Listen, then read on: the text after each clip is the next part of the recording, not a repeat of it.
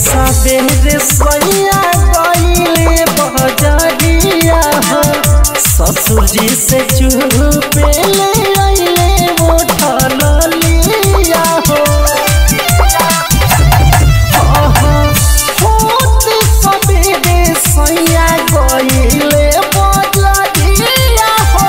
ससुर जी से चुपे ले आइले उठल लिया हो कि हमारा उठावा पमाड के बनाव से रजब कि हमारा उठावा पमाड के बनाव से रजब कि राते भर खटिया के पटिया हिलावो ये रजब कि राते भर खटिया के पटिया हिलावो ये रजब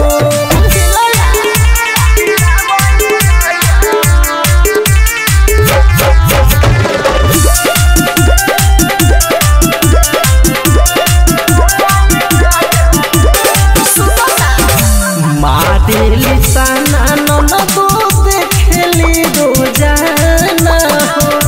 हिले न खाटी उत करेले बहा